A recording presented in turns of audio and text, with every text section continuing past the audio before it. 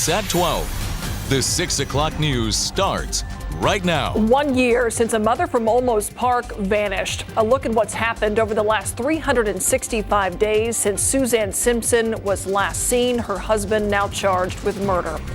Plus, she was ambushed and killed in her own driveway. Now neighbors on edge over their own safety.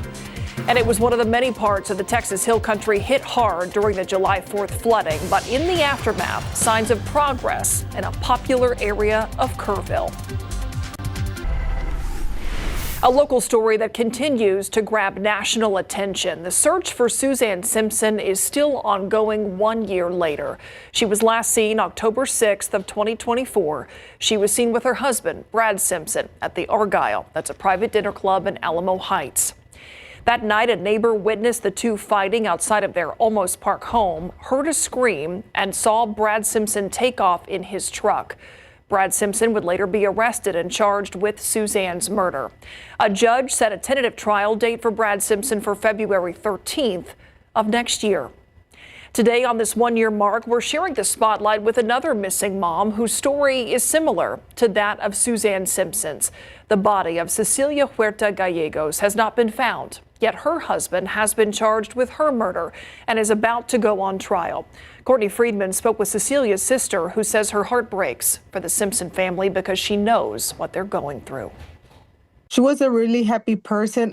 She loved working at nursing homes. She was always positive. She had so many goals that she wanted to accomplish. But Cecilia Huerta Gallegos never got to fulfill those goals. Police and Cecilia's family believe her happiness was stolen by her husband, Reyes Gallegos. In 2019, surveillance video showed Cecilia going into her house where Reyes was, and she was never seen again.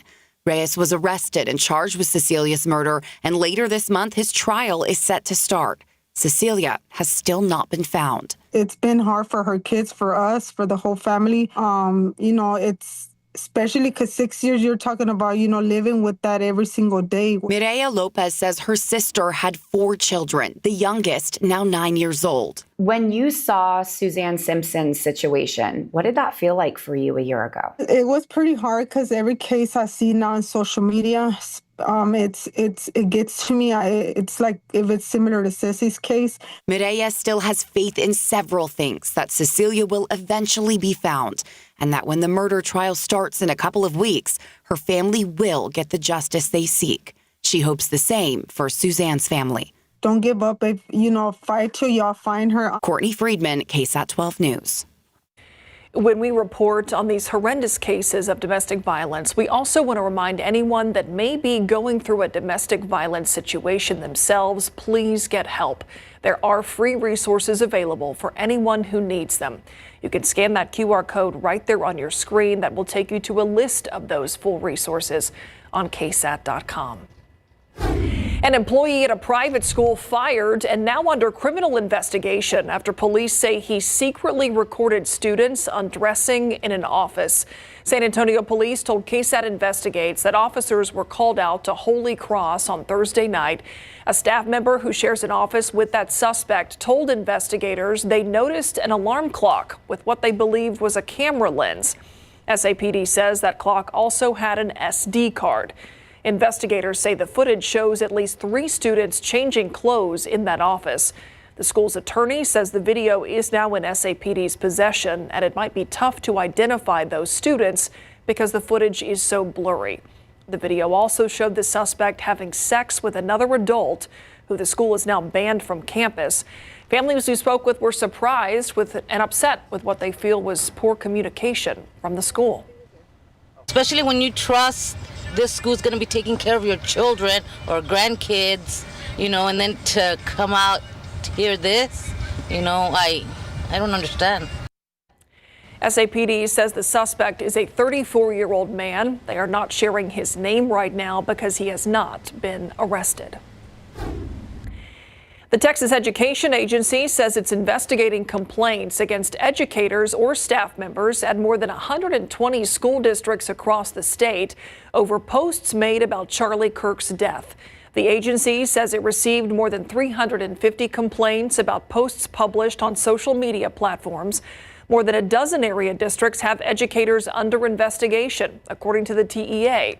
Now, the agency says the number of complaints filed does not equal the number of educators who were under investigation, meaning there may be more than one complaint filed against the same educator. Happening right now, Mayor Gina Ortiz-Jones is facing the city's ethics board. It's over her attempt to promote San Antonio as a location for the Democratic National Convention. Jones sent a letter of interest to top Democratic Party officials in early July. A little over 2 weeks later, the vice chairman of the local Republican Party filed an ethics complaint with the city. An outside attorney has allowed part of that complaint, the part over the city's use of city seal and letterhead, to advance to tonight's hearing. The local GOP official says Jones should have asked both political parties and told KSAT he would drop his complaint if she extended the same invitation to Republicans. The mayor has pointed to his comments to KSAT as evidence why the complaint should be dismissed. We'll have the outcome of this ethics board review on the Night Beat tonight. A woman ambushed in her own driveway is now among the latest homicide victims here in San Antonio. Police say the shooters targeted that woman, now identified as 32-year-old Kiana Mayberry, right after she got into her car. Katrina Weber shows us why it's something that most people in that Northwest Side neighborhood don't want to talk about. The lights and sirens spoke volumes, telling something bad had happened on Hickory Springs Drive. San Antonio police got called to that neighborhood near Babcock and De Zavala Roads just before 11 Sunday night. In the driveway of a home, they say they found a 32-year-old woman who had been shot repeatedly while sitting in her car. We just started hearing, it sounded like fireworks at first. I didn't think it was gunshots. Only later did this neighbor, who chose not to show his face, realize the rapid pops he heard were coming from outside a home nearby. He says that sound then gave way to even more of a commotion. 5 minutes in, we started hearing screaming outside, and we just thought it was them just arguing. He says screams from the victims' loved ones had other neighbors curious too. Police describe it as a surprise attack. The woman shot in her head, neck, and body by 3 men who crept toward her from a car parked down the street. She was rushed to a hospital but died. Based on what police tell us, it seems like this was a targeted shooting. Still, it seems that people here in the neighborhood are worried about their safety. In fact, no one else wanted to talk to us about it. The killers are still on the loose. Police say there were 3 of them, all men who got away in a white sedan. They're still investigating the reason for the shooting. Katrina Weber, KSAT 12 News. Now to an update on an investigation that's been ongoing for more than 2 years now. This is a mugshot of 62-year-old Aaron DeCollette, taken back in 2024. He's now indicted in the murder of 42-year-old Lisa Snipes. Snipes was found dead in her home at the Palmyra Apartments in Schertz in May of 2023. In June, more than a year later, okay, hold on here. Let's take a look at his mugshot from this year. A grand jury indicted him for murder late last week, and today DeCollette was arrested in Corpus Christi. He's been taken to the Guadalupe County Jail on a bond of $1 million. An update to a story that we have been following closely since April. 18-year-old Andrew Cantu has been arrested in connection to the shooting death of 14-year-old Simon Cuevas. Cuevas was the 14-year-old SAISD student found shot at the corner of South Elmendorf Street and Merida Street near Brewer Academy. Surveillance video showed a group of 5 people following Cuevas as he left that school. Police say that he was beaten before he was shot and killed. In addition to Cantu, 3 other suspects face charges in connection with Cuevas' death. Let's take a look at TransGuide here. We're going to go to I-37 at Hackberry. This was a problem spot at 5 o'clock. Seems like that one lane, northbound lanes, continues to be the slowdown issue. It's right there as it approaches Highway I-10, as well as heading in north, Highway 10 and Highway 90 as well.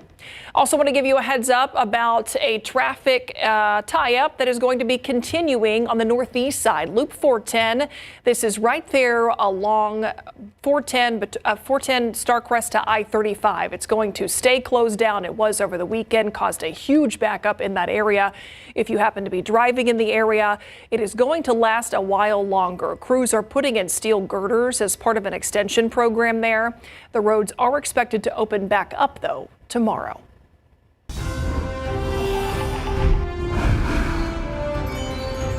Today is the last day to register to vote for the November election and get your address changed. The elections office closes at 7 o'clock tonight in less than an hour. Now remember, Bexar County voters will decide on Propositions A and B. That's all related to funding for a new Spurs arena. Early voting goes from October 20th to October 31st, and then Election Day will be held on November 4th. Coming up here on the news at 6, a new reason for hope in the Texas Hill Country after the July 4th flooding. We'll show you the progress that's being made along a popular river trail there.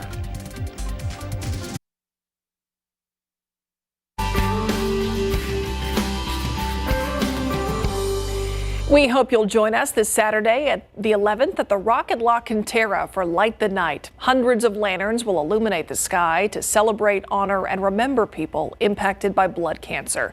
Our Daniela Ibarra is emceeing that event. We have lots more information on KSATcommunity.com. We hope you can join us. Every 15 minutes, a baby is born with a congenital heart defect. This year, the Children's Heart Foundation is bringing families together with 33 walks across the nation to raise money for life-saving research. Here in San Antonio, you can be part of the Congenital Heart Walk presented by University Health. That is happening Sunday, October 26th at Morgan's Wonderland Sports Complex. For more details, you can also find those at KSATcommunity.com. After months of cleanup and repair, part of Kerrville's River Trail is finally reopening, an area that Louise Hayes Park was hit hard by the Hill Country floods. But as our Avery Everett shows us, people are coming back to find peace again along the Guadalupe River. On the first day reopened, this was my reaction. Oh, it looks good. Parts of the river trail are now walkable again in Kerrville, 3 months after the deadly Hill Country floods.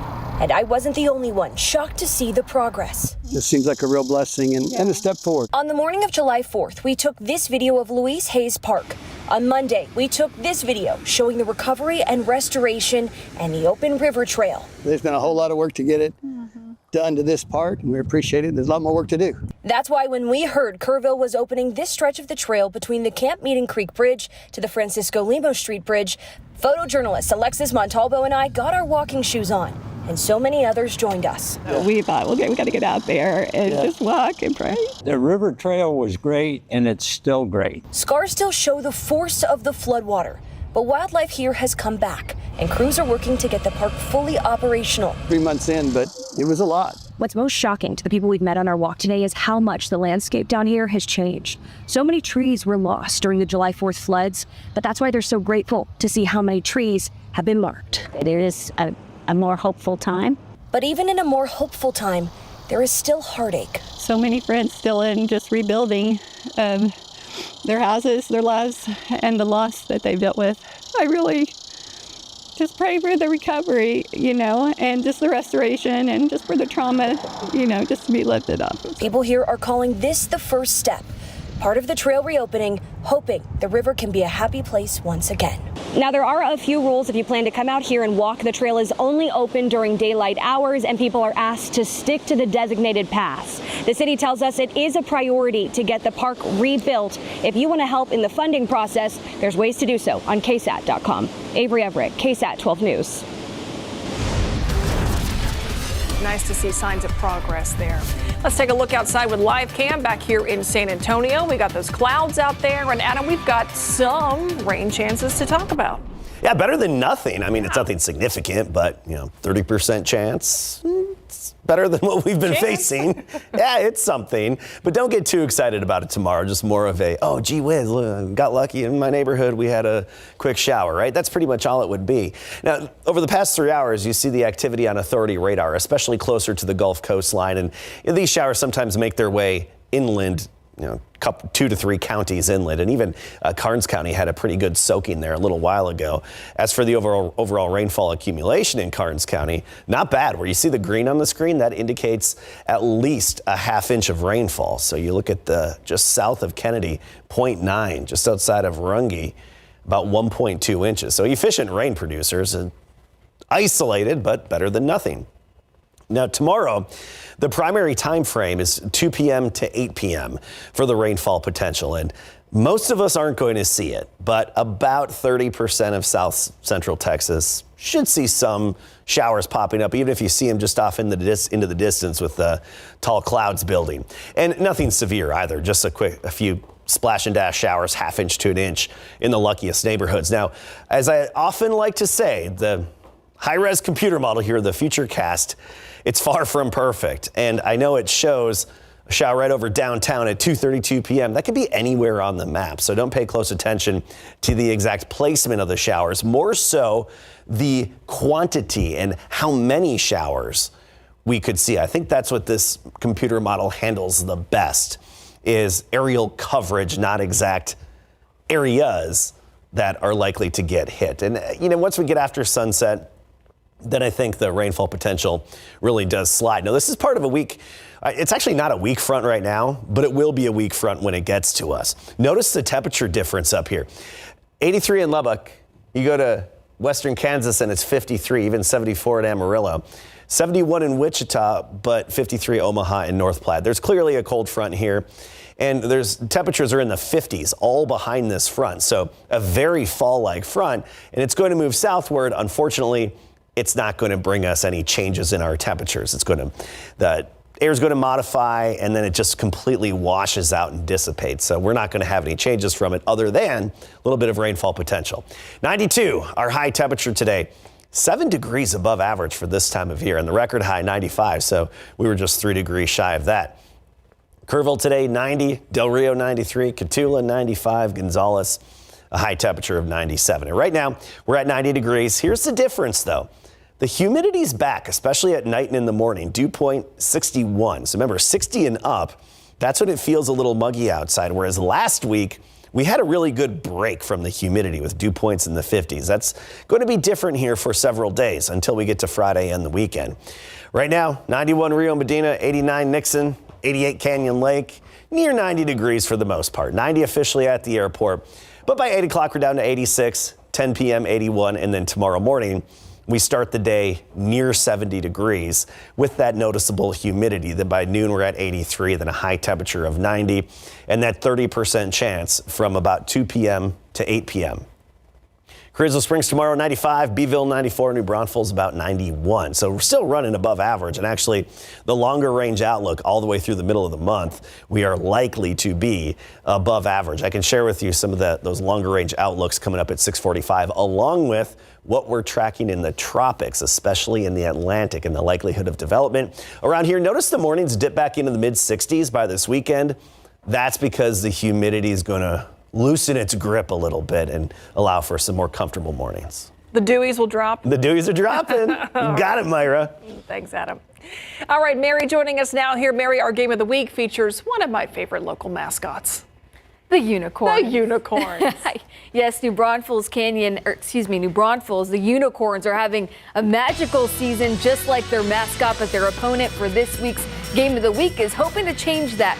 Also, we're revealing 12's top 12 for week 7 after the break.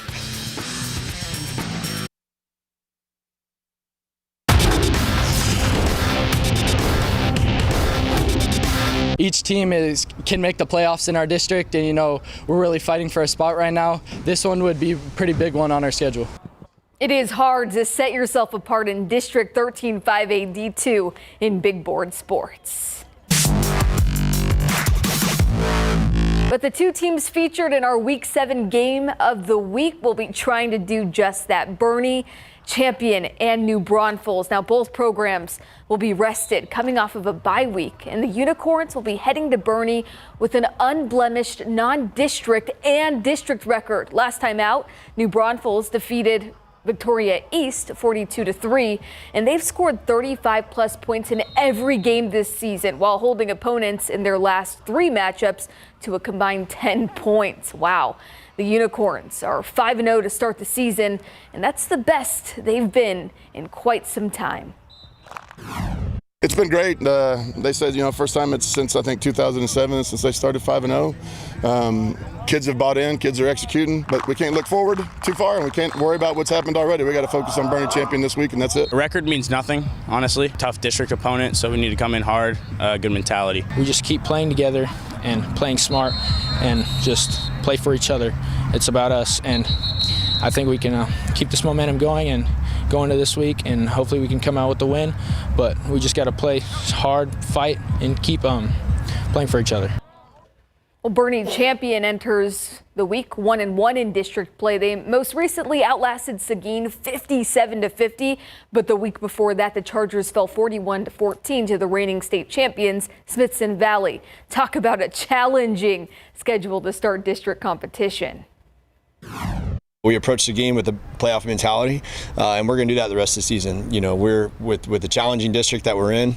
We're do or die every week, and so we have that approach, a playoff mentality each and every week. We're looking for a big win.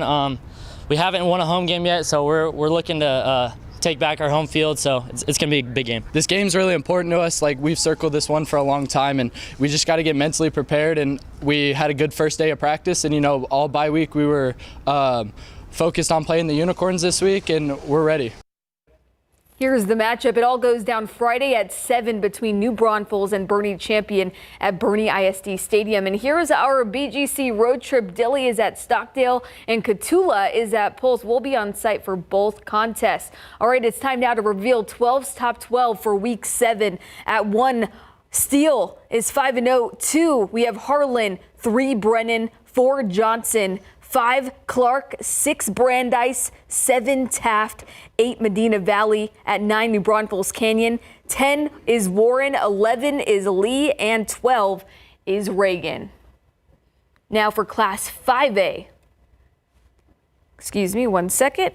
Let me pull it up. Number 1, New Braunfels. 2 is Smithson Valley. At 3, Bernie. 4, Alamo Heights. 5, Southwest.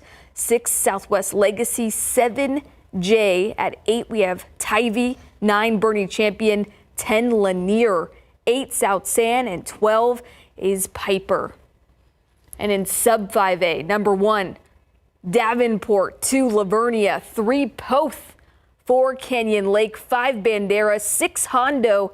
7, Somerset. 8, Nixon Smiley. At 9, Blanco. 10, Comfort. 11, Antonian. And at number 12, Kennedy. There he is, Coach Pop. He helped the Spurs get ready for game day this morning.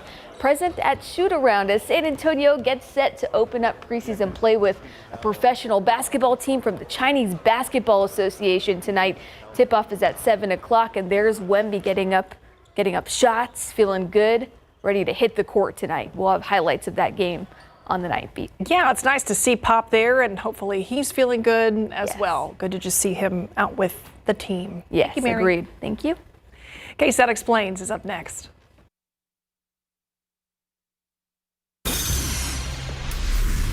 Happening right now, you are looking at a live view from the Northeast ISD School Board meeting. Tonight, that board is expected to talk about their cell phone ban policy.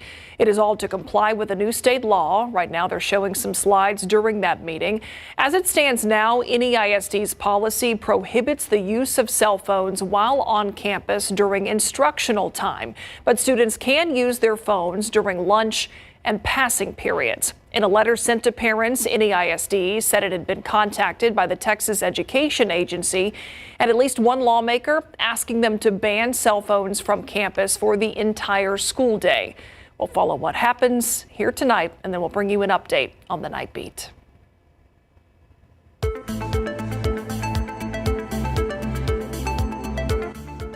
You probably heard us talk about how diabetes is a huge problem in our area. In fact, South Texas has a higher rate of diabetes than the rest of the state or even the rest of the country. But what exactly is the disease? What happens in the body of a diabetes patient? That's what we're breaking down in this KSAT Explains.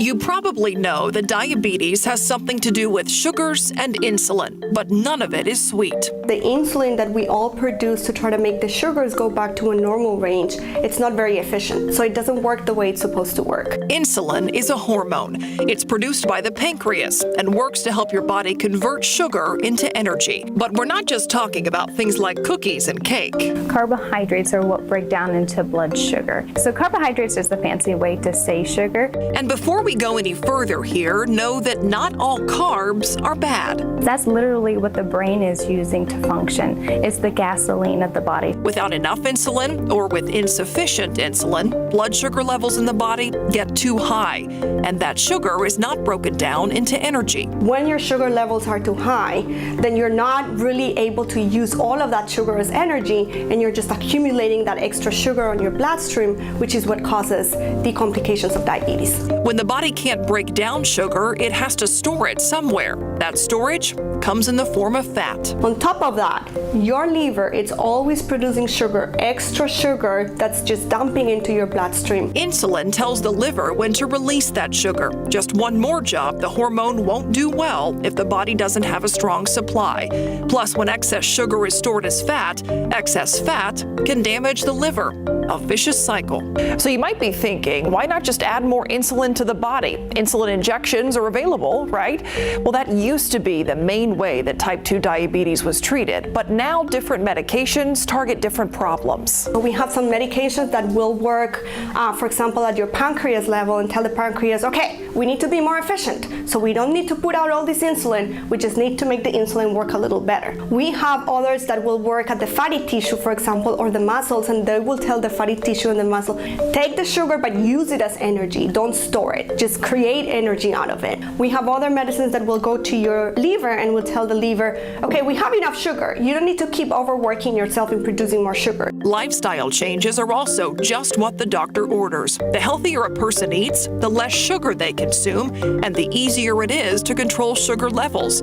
Plus, exercise. Because every time you're exercising, you're using energy, and so you're taking some of that sugar, you're taking some of those fatty deposits to mobilize energy and help the sugars as well. There are two types of diabetes, type 1 and type 2. Most of what we've talked about so far has to do with type 2. Type 1 is much different. Have 4?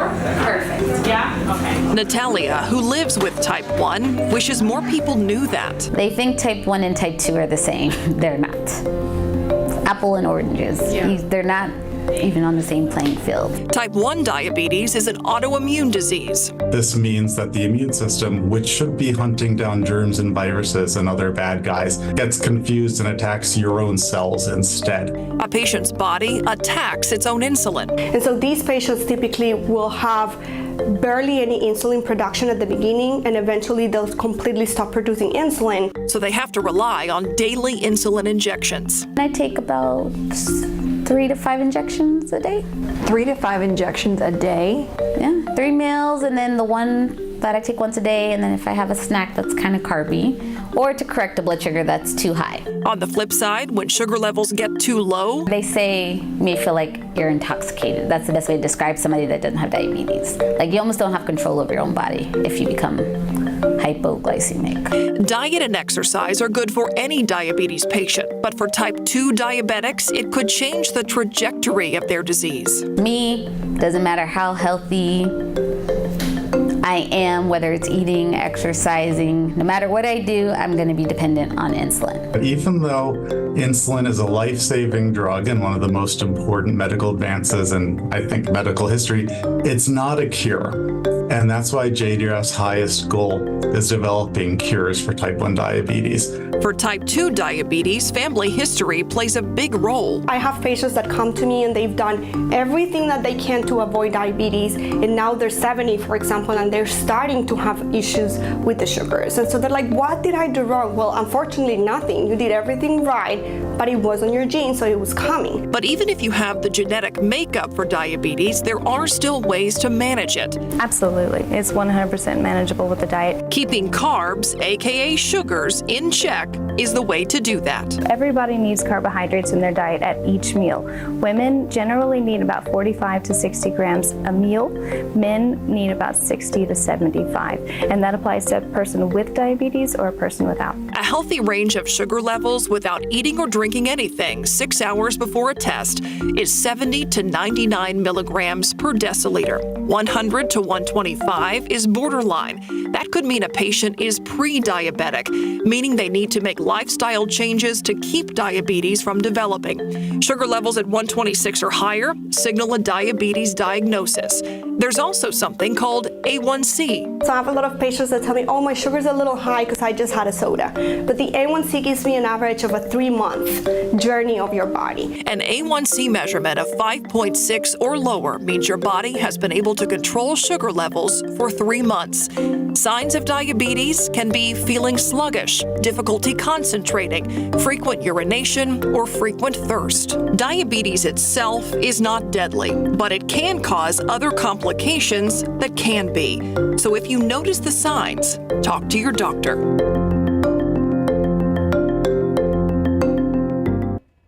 You can check out all of our KSAT Explains coverage by scanning this QR code here. And if there's something that you want to see us explain, let us know right there on KSAT.com. We're back right after this.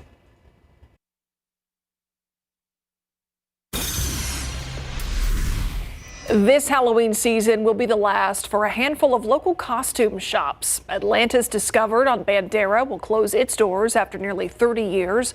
Hocus Pocus Halloween on McCullough says it will be their last season as well. And Gibson's costume shop off of Broadway is calling it quits after nearly a century in business. Patty Santos tells us how you can own a piece of costume history made right here in San Antonio.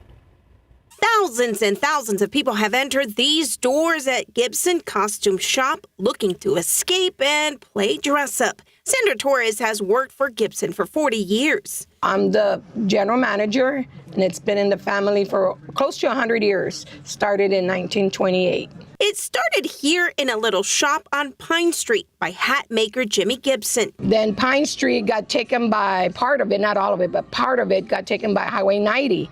So the owner found themselves, well, we got to relocate. So they found this plot.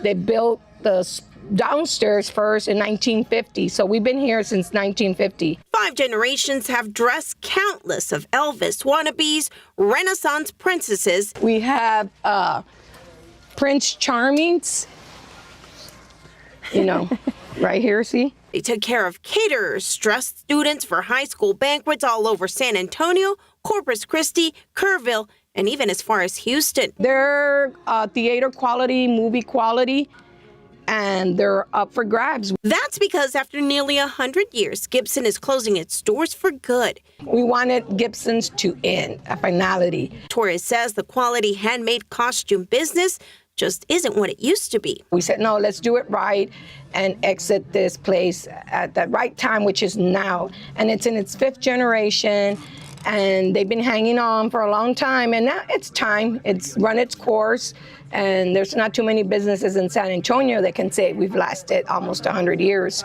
So we just felt like this is the time to do it. So if you ever wanted to own a piece of San Antonio handmade history, now is your chance. Come on in and get what you've always wanted, because it's available now and it's fairly reasonable. Patty Santos, KSAT 12 News. Was that Patty in her own Elvis look-alike getup? I think she should take it. I like the jacket. All right, look outside with live cam. We got those clouds out there. We got some rain chances to talk about. Adam Cass will time it all out for us after the break. All right, we got our own rain chances to talk about, but what is going on in the tropics? There's a lot happening on the map behind you there. You see a lot of colors on the map, right? Well, that's the satellite imagery showing us cloud top temperatures, which is a way of indicating where the thunderstorms are and where there could be organization. One area we're watching is a slight 10% chance over the Yucatan Peninsula right now as that emerges into the southern Gulf. Even if that developed into something, it would be quickly steered away from our neck of the woods. Now, I wish this batch of moisture and rain-making energy would move right up in our neck of the woods. That's not going to happen. Unfortunately, it's going to be steered away. So we're not getting any tropical moisture anytime soon. Now, there's the very likelihood of a tropical cyclone, depression, storm, then possibly even a hurricane way out in the Atlantic, this tropical wave that's closer to Africa than anything else as that heads westward, closer to Bermuda and parts of the Leeward and Windward Islands. Then we get to the Pacific, because sometimes we do tap into remnant upper level moisture and rain-making energy from Pacific systems that move on shore and then dissipate. Then we get some of the leftovers. That happened earlier last month. 70% chance of development from this cluster of storms just south of Mexico. We go to the west and we have Hurricane Priscilla, and we also have Tropical Storm Octave. Now, neither of these, or none of these really, show any indications that we could get some leftover rain.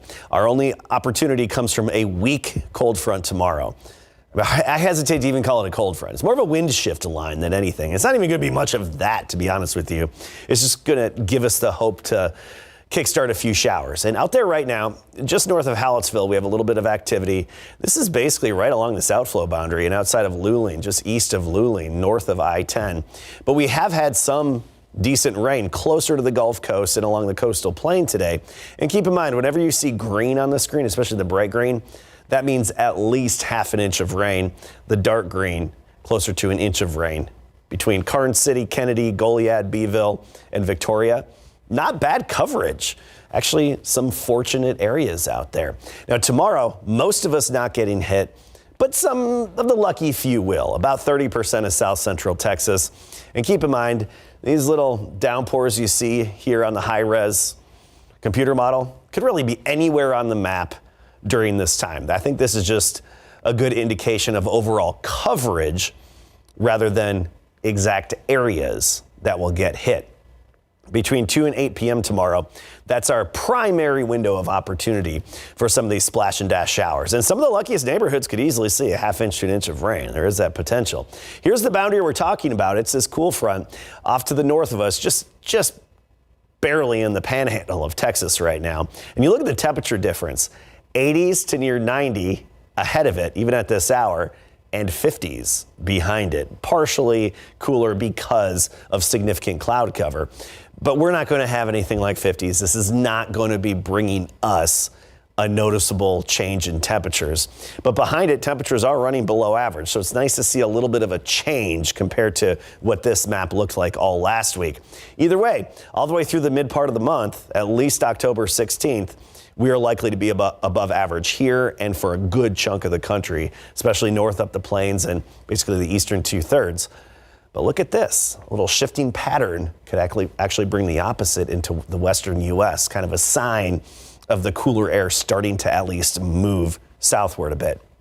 For us, right around 90 and especially in the low 90s for highs. Right now we're at 90, dew point is 61. That's key. The humidity is back and it's noticeable, but that will be erased by Friday and that'll last through the weekend. 81 at 10 o'clock. By midnight, we're down to 79. Start the day tomorrow near 70.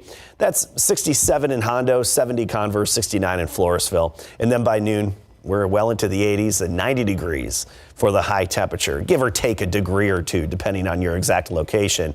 But other than that, slight chance tomorrow, Myra, we're looking continued dry. So you're saying this? Yes, barely. Thanks, Adam. We'll be right back. This is it. This demolition site could be the future home of a new downtown Spurs arena. So what questions do you have about this huge project? Scan that QR code to let us know. Coming up on Wednesday, I'm taking your questions to Spurs ownership to get you answers.